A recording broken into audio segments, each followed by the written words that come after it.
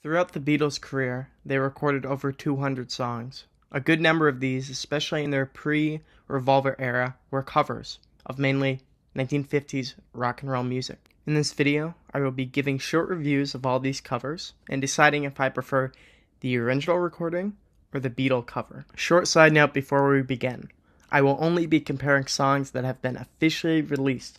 So no bootlegs, no any of that kind of stuff that were only performed maybe at the Starr Club or whatever, Red Hot is a song like that. And no BBC recordings, so that takes off a good 40 songs. Maybe if, people love this video enough, I'll make a sequel where I include those songs, but not right now. And no Maggie May. I just forgot it when I was writing the script, so I'm sorry. If you were looking forward to Maggie May, you're not in luck. It will not be included. I'm sorry.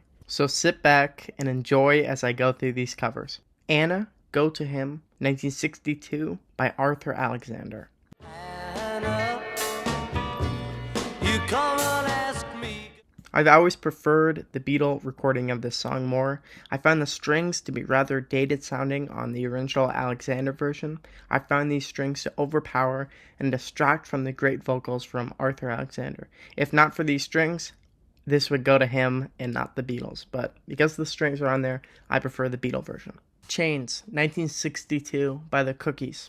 Please believe me when I tell you, your lips are... Like many of these covers, this was recorded by an all-black girl group. The Beatles' vocal harmonies and backing vocal style really mirror a lot of these groups. However, despite my love for the Cookies version, I do prefer the Beatles version. This has always been one of my favorite Beatle hidden gems. Love the harmonica and the lack of hand claps on the intro, which are present on the Cookies version. Boys, 1960, by the Shirelles.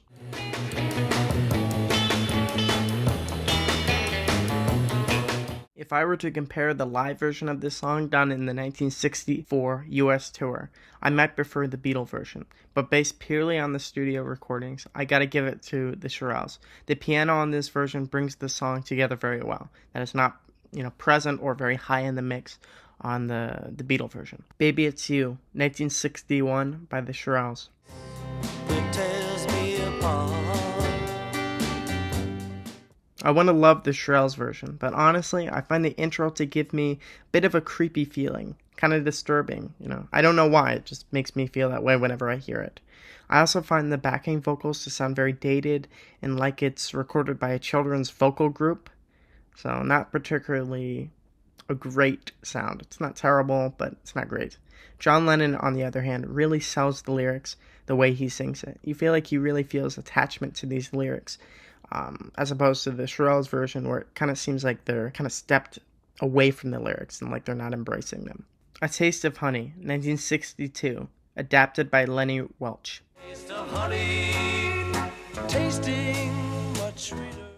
I gotta give this to Lenny. I find McCartney's vocals to be a bit annoying along with the general arrangement of the song. Never much of a favorite of mine. I know this song gets a lot of hate online, so I don't think I'm really saying anything outrageous by saying I'm not a fan of it. Either version, I would never actually listen to the song, unless I'm forced to listen to it by listening to all of Please Please Me. I would never just turn this on randomly. It's never been a favorite of mine. It's not my kind of music. And there's also too much echo on McCartney's vocals in some of the parts of the song as well. So that kind of takes me out of it. Twist and Shout, adapted by the Isley Brothers.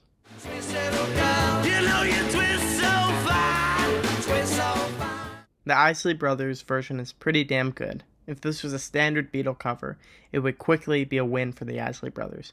But this is one of the Beatles' best covers. John sings this perfectly, along with Paul and George's backing vocals. Something about this recording just screams cool. Literally, John is screaming. Because of this, I gotta give it to the Beatles. Till There Was You, 1961, adapted by my favorite American group, Peggy Lee. No, I never heard them at all, till there was you. The Beatles version is clearly better. McCartney's vocals are perfect, while Peggy Lee's version sounds like something you hear while going furniture shopping in the 1950s. Please, Mr. Postman, 1961, by the Marvelettes.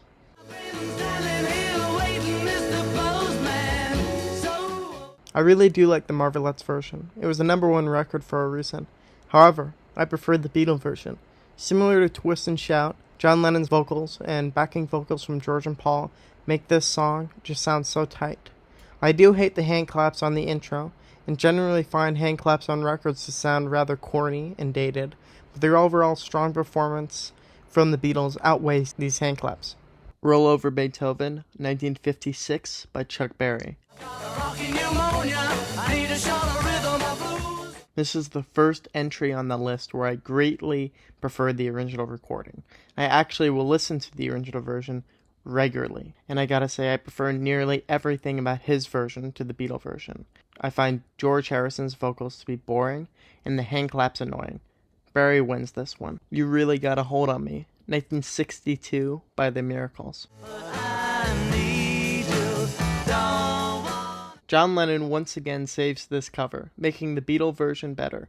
His screams and wails, along with the certainty of his words, makes this one of my favorite Beatle covers. I never really liked The Miracles. Their version is not a bad song. Quite good, just does not outweigh John's vocals.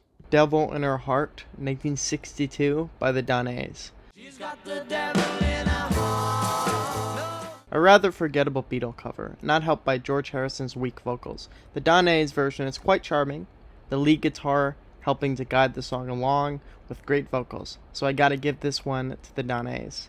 A very obscure song, even the original recording is kind of forgotten, and it's actually a modern day mystery how George Harrison or whoever of the Beatles first found this song. Nobody really knows how they found it, because this was not a big record, not like a B-side of a Chuck Berry number. This was an obscure, unknown song, and it's often wondered how the Beatles heard about it. Money, 1959 by Barrett Strong.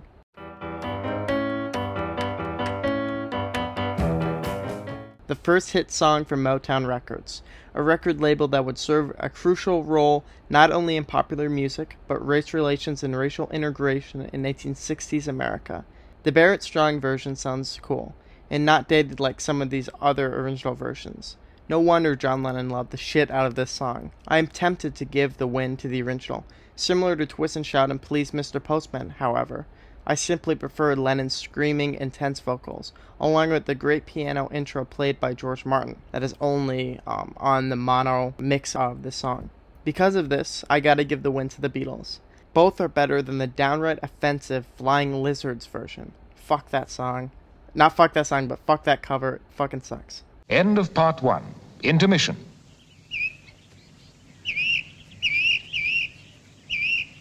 End of intermission. Part 2. Long Talk Sally, 1957 by Little Richard. I gotta give the win to Little Richard. To be fair, McCartney's vocal intensity rivals Lennon's on Twist and Shout. The only problem is that Little Richard ups them both. Much love to Ringo's drumming as well. Very good. The production on the Beatles version is rather distracting. Something about it sounds hollow, unlike the more full-sounding Richards recording. I do really like Paul McCartney's vocals on here. I want to get that straight.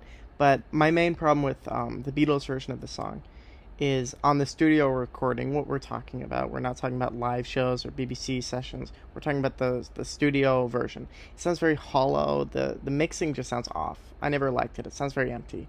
While the Little Richard version from 1956, it sounds very put together. It doesn't sound like echoey. It's just a cleaner recording in my opinion.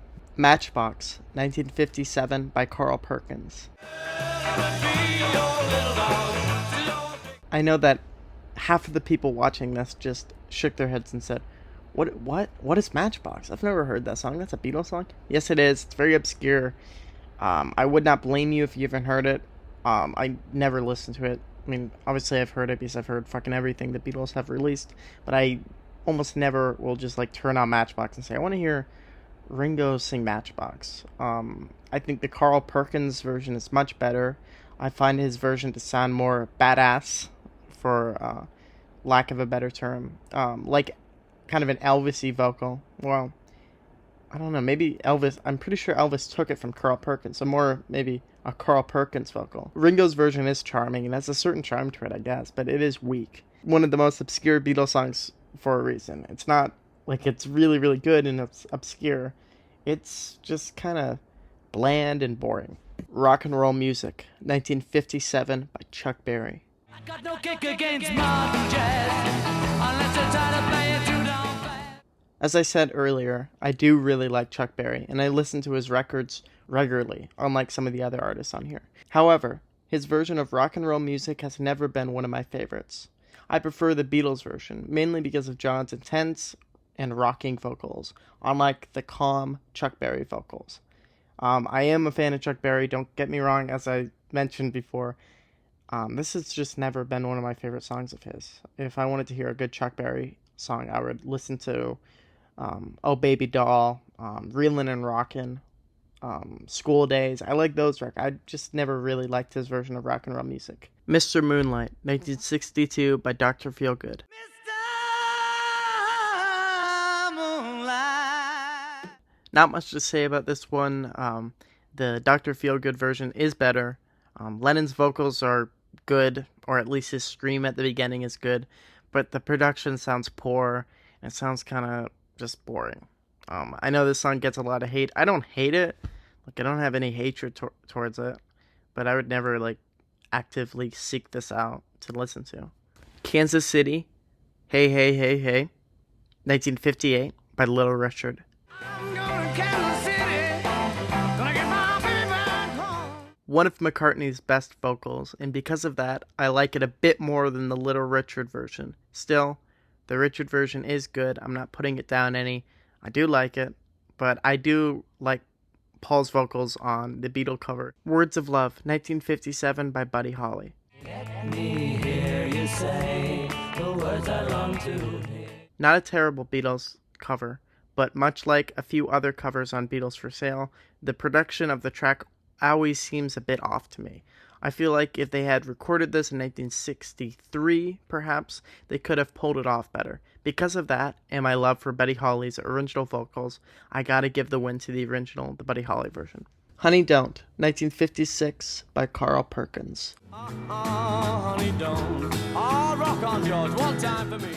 Another disappointing and weak Ringo cover. Sad. Ringo takes away all the sax and rock and roll styling from the original version, and because of that, Carl Perkins' original is the clear winner. They should have kept Lennon singing this. Everybody's Trying to Be My Baby, 1957 by Carl Perkins, or as George Harrison called it and introduced it throughout the live appearances of the song, Everybody's Trying to Be My Baby Now. And it's called Everybody's Trying to Be My Baby Now. Although the echo on Harrison's vocal is annoying, the guitar solo and the steady rhythm guitar throughout the song is great. This is a narrow win for the Beatles cover. I just prefer it just a little bit. Carl Perkins' version is still pretty good though. Bad Boy, 1958 by Larry Williams. Another Larry Williams cover, this being leagues better than the Slow Down cover from before, but not nearly as good as the final Larry Williams cover the Beatles release. Lennon's howls, along with the piercing lead guitar played by George Harrison, make this song a hidden gem among Beatles songs. I prefer it over the admittedly pretty good Williams original. Act Naturally, 1963 by Buck Owens. They're gonna make a big star out of me. Ringo's best cover, helped by great Paul McCartney backing vocals. The Ringo cover is clearly the best, helped by the lyrics mirroring his own persona throughout the Beatles' movie career. The original Buck Owens version is not bad, but a tad too country for my liking. Dizzy Miss Lizzy, 1958 by Larry Williams. You make me dizzy, Miss Lizzy. The way you rock it. John Lennon provides his greatest vocal performance, beating his vocals on Twist and Shout, Money, and Rock and Roll Music, on the last properly recorded rock and roll cover of his career. Regardless of the hate this song receives from Redditors and losers, this is a perfect closer to the Help album. I take this over Yesterday any day. And fuck all the haters out there for this song. This song fucking rocks. And John Lennon agrees with me. That's why he fucking played it again in 1969.